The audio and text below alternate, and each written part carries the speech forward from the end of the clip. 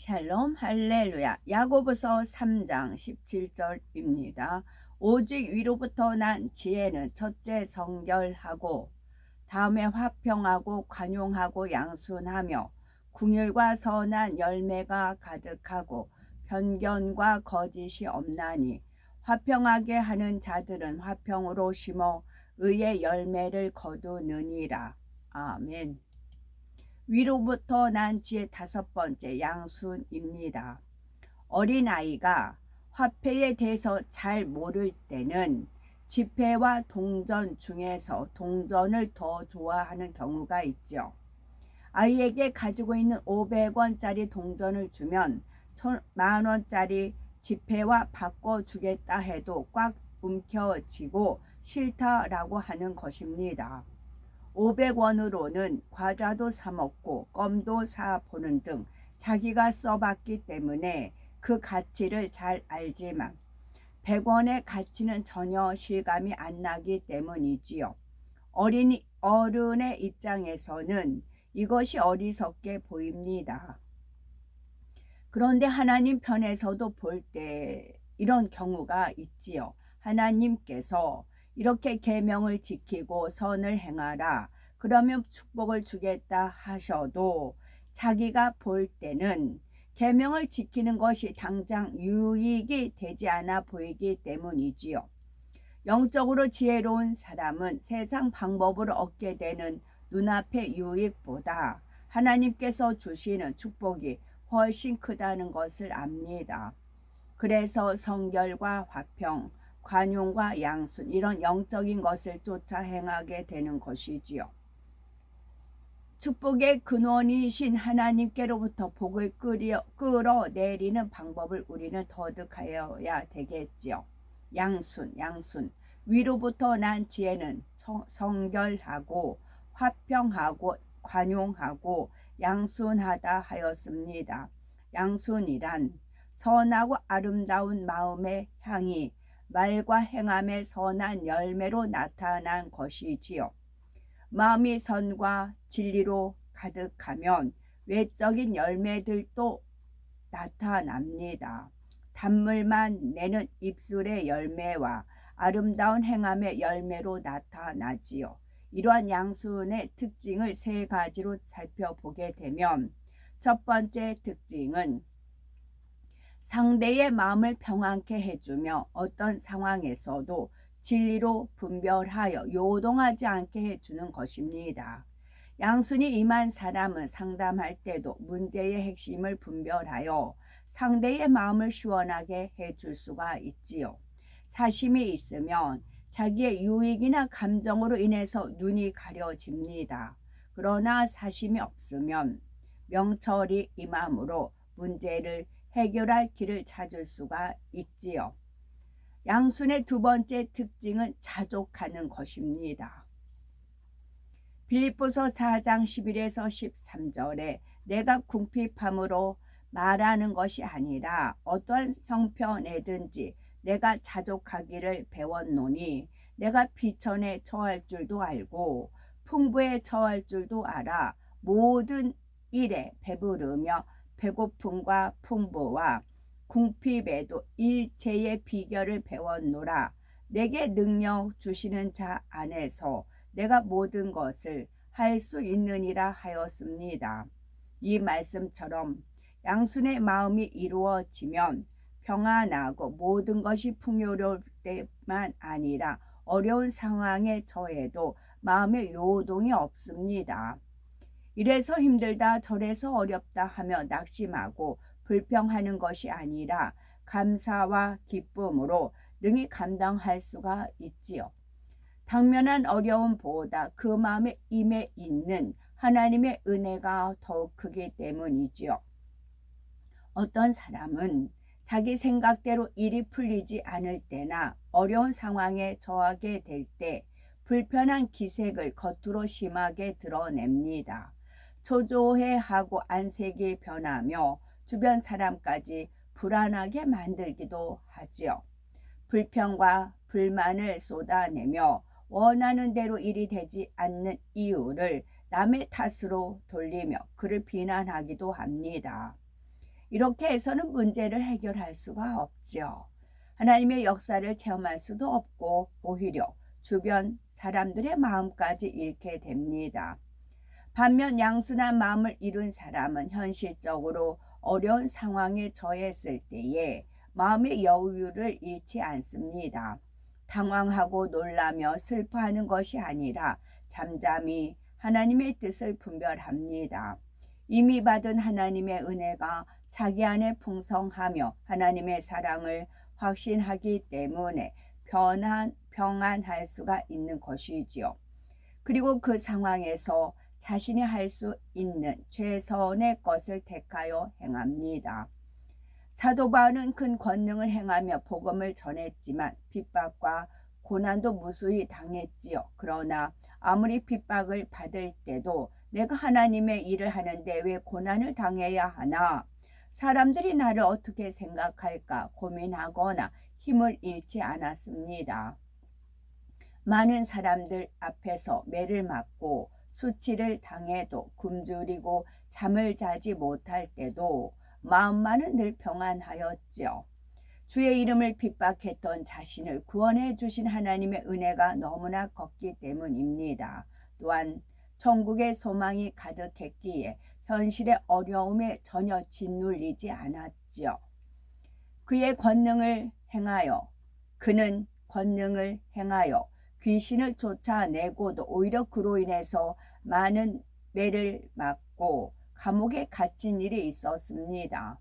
이때도 왜 하나님께서 나를 안 지켜주시고 이런 일을 당하게 하시나 생각하며 힘들어하거나 초조해하면서 하나님 저를 빨리 풀어주셔야 합니다. 기도하지 않았습니다. 잠잠히 그 상황을 받아들이며 하나님의 역사를 기다렸지요. 그리고 하나님의 은혜를 생각하면서 찬미했습니다. 깊은 밤 어두운 감옥의 한 구석에서 극하게 울려 퍼지는 감사의 찬양은 하나님 앞에 얼마나 아름다운 향이 되었을까요? 시편 50편 23절에 감사로 제사를 드리는 자가 나를 영화롭게 하나니 그 행위를 옳게 하는 자에게 내가 하나님의 구원을 보이리라 했습니다.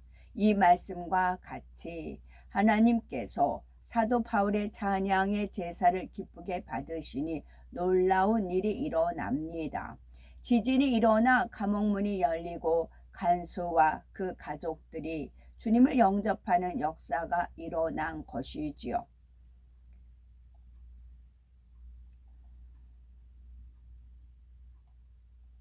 로마서 8장 28절에 우리가 알거니와 하나님을 사랑하는 자 곧 그 뜻대로 부르심을 입은 자들에게는 모든 것이 합력하여 선을 이루느니라 하였습니다. 믿음은 내가 원하는 방식대로 하나님께서 움직이시기를 바라는 것이 아닙니다. 정녕 믿는다면 범사에 하나님을 의지하면서 그의 뜻이 무엇인가를 깨달아야지요. 그리고 그 뜻 안에서 자신이 갈 길을 찾아 믿음으로 행해야 합니다. 양순한 마음으로 그 상황에 자족하며 선을 쫓아 행해 나가면 항상 성령께서 길을 비춰주시는 것입니다.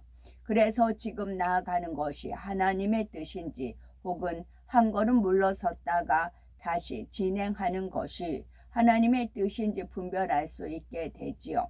이것은 곧 사망의 골짜기서도 동행하시는 하나님의 역사를 체험할 수가 있는 지혜가 됩니다. 양순의 세 번째 특징은 하나님의 말씀에 순종할 뿐만 아니라 마땅히 행할 것 이상으로 행하는 것입니다. 예를 들어서 부모님이 어린 아들에게 엄마 아빠가 돌아올 때까지 동생도 잘 보고 숙제도 다 하거라 라고 당부하고 외출을 합니다. 그런데 부모님이 집에 돌아와 보니 이 아들이 숙제를 다 한 것은 물론이고 동생도 씻어주고 설거지도 해놓고 서툰 솜씨지만 집안 청소까지 해놓았습니다. 숙제를 다 했으면 그냥 놀아도 될 텐데 부모의 마음을 헤아려서 자기 할 일 이상을 한 것입니다. 부모의 입장에서는 이런 아들이 대견하고 사랑스러울 겁니다. 어린 아이라 해도 믿음직스럽고 신뢰가 가는 것이지요. 이와 같이 양순의 마음을 이룬 사람은 하나님을 사랑함으로 그의 말씀에 그대로 순종합니다. 뿐만 아니라 성령의 밝은 조명 속에서 범사에 더 좋은 것을 분별하여 한계더 더 깊은 선의 차원을 행하지요. 하나를 명하셔도 하나님의 마음에 맞추어 둘, 셋 혹은 그 이상을 하는 것입니다. 아버지 하나님께서는 이런 자녀를 볼 때 매우 기뻐하시며 내 마음에 합하다 하시지요. 신앙생활을 하다 보면 선택을 해야 할 때가 많이 있죠. 만약 하나는 진리이고 하나는 비진리라면 당연히 진리를 선택해야 합니다. 믿음의 3단계만 되어도 내게 유익이 된다 해서 불법을 행하려고 하지는 않을 것입니다. 그런데 두 가지 다 진리 안에서 가하다면 대부분의 사람들은 자신이 더 원하는 쪽을 택하게 되지요. 그러나 양순의 마음이 온전히 이루어지면 자신이 원하는 쪽을 택하는 것이 아니라 하나님께 더 영광이 되는 것을 택합니다. 어느 것이 더 하나님을 기쁘시게 할까를 생각하여 선택하는 것이죠. 다니엘의 경우가 그리하였지요. 남유다 왕국이 하나님 앞에 죄를 범하여 이방인들의 침략을 받게 되었을 때 다니엘과 친구들은 이방 나라의 포로로 잡혀가게 되었습니다. 포로로 잡혀간 처지였지만 그들은 왕궁에 살게 되었고 왕이 주는 진미도 먹게 되었습니다. 그런데 이 음식 중에는 하나님께서 금하신 가증한 것들이 포함될 수도 있었기 때문에 다니엘과 세 친구는 환관장에게 특별히 부탁을 합니다. 왕의 진미와 포도주를 먹지 않을 것이니 물과 채식만 하게 해달라고 한 것이죠. 환관장이 이를 허락했다가 소년들의 외모가 좋지 않게 되면 자신이 왕에게 책망받을 것을 염려하자 다니엘과 세 친구는 그에게 열흘 동안 시험을 해보자고 제안을 하지요. 열흘이 지나자 신기한 일이 일어났습니다. 왕의 진미를 먹은 소년들보다 채식만 한 다니엘과 친구들의 얼굴이 더 윤택하고 아름답게 보인 것이죠. 다니엘과 친구들은 포로로 잡혀온 처지였습니다. 주는 음식을 먹으면서 좋고 나쁘고를 따질 입장이 아니었지요. 게다가 나쁜 음식을 먹으라는 것도 아니고 오히려 좋은 음식을 먹으라는 것이며 그 중에는 가증한 물건이 있을 수도 있지만 꼭 그런 것만 있는 것도 아니었지요. 굳이 음식을 가려 먹겠다고 했다가 환관장에 미움을 받을 수도 있고 자칫하면 왕의 노여움까지 살 수 있는 상황이었던 것입니다. 함께 잡혀온 다른 포로들까지 어쩔 수 없는 상황이니까 생각하며 그냥 먹을 수도 있었지요. 그럼에도 불구하고 다니엘과 친구들은 하나님께서 금하신 것을 먹지 않기 위해 좋은 음식을 마다하고 채식만 한 것입니다. 하나님께서는 이처럼 어떻게든 하나님 앞에 더 합한 쪽을 택하려는 그들의 중심을 매우 기뻐하셨습니다. 그래서 고기와 진미를 먹은 소년들보다 그들의 용모가 더 아름답게 역사해 주셨죠.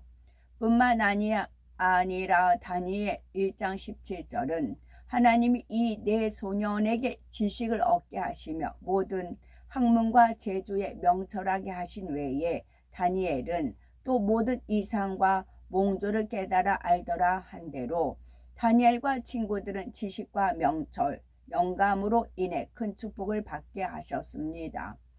포로로 잡혀온 처지였지만 왕의 인정을 받아 높은 지위에 오르도록 하셨던 것이죠.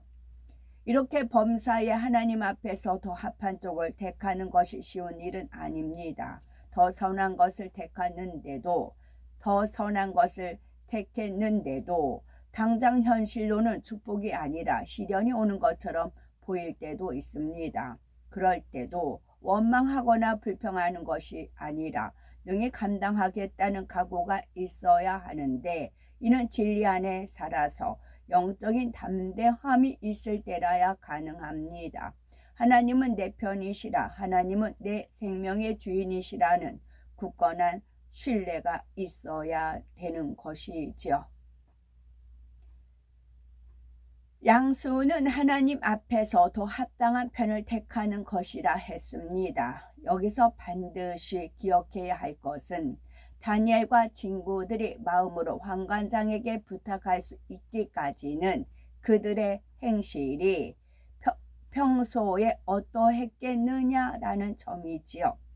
환관장의 입장에서 보면 자신이 어려움을 당하게 만들 수도 있는 그들의 말을 들어줄 필요가 없었습니다. 그럼에도 불구하고 그가 특별히 다니엘과 친구들을 배려해 준 것은 물론 하나님께서 역사하셨기 때문이지요. 그러나 이와 동시에 다니엘과 친구들이 평소에 환관장이나 사람들 앞에서 얼마나 선하고 성실하며 사랑스럽게 행동했을지도 깨우쳐야 합니다. 그들은 결정적인 순간에 하나님께서 역사하셔서 환관장의 마음을 움직일 수 있도록 공의에 합당한 행함을 쌓였던 것이죠. 평소에는 자기 좋을 대로 행하다가 필요할 때만 내 믿음대로 하겠다면서 양해해달라 요구한 것은 믿음이 아닙니다. 단지 자기 욕심에서 나오는 모습일 뿐이지요.